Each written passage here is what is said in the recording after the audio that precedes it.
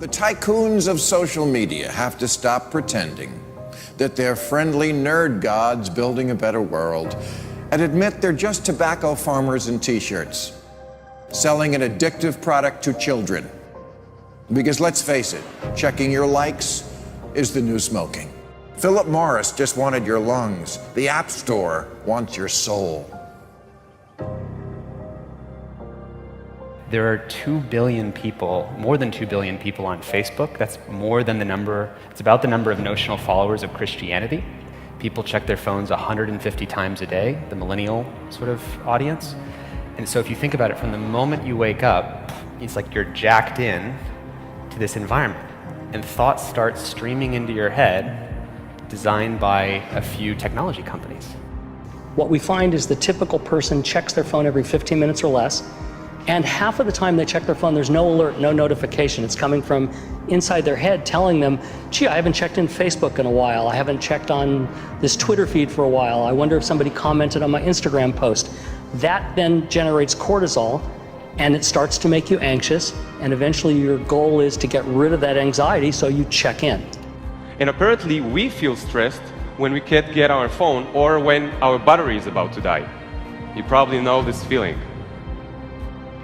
And a research done in Australia among 3,000 people under the age of 30 found that 9 out of every 10 admit to feel this anxiety while having his battery dying.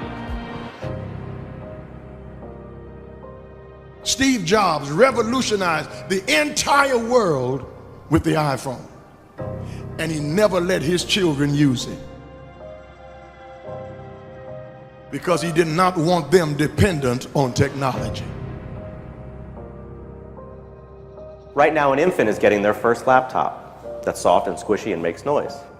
Right now, a child is being born online and being favorited and retweeted.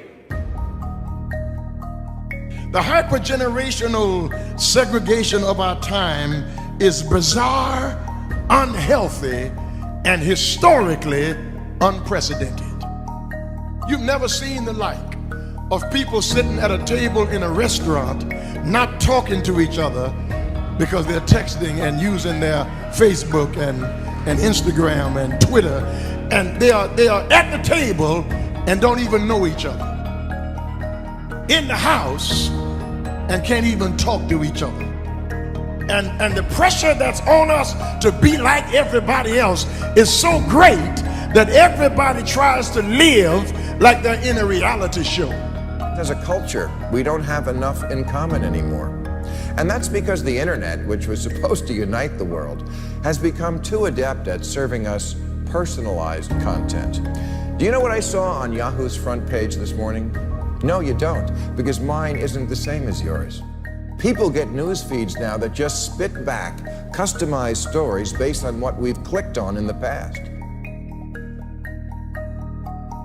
We are great consumers, but poor producers. We will buy what we can't afford with money that we don't have to impress people we don't even know, trying to be like everybody else. Get off of Facebook and put your face in a book.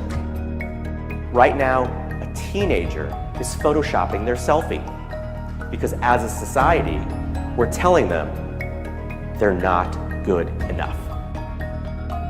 Right now, influencers encourage narcissism without knowing the breadth and depth of their impact on their audiences.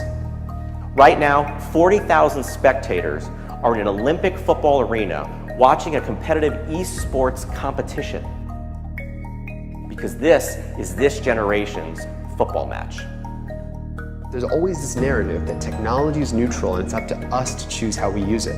This is just not true.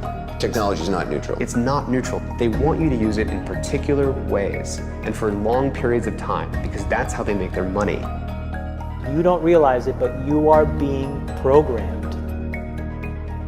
It was unintentional, but now you got to decide how much you're willing to give up, how much of your intellectual independence. If you feed the beast, that beast will destroy you.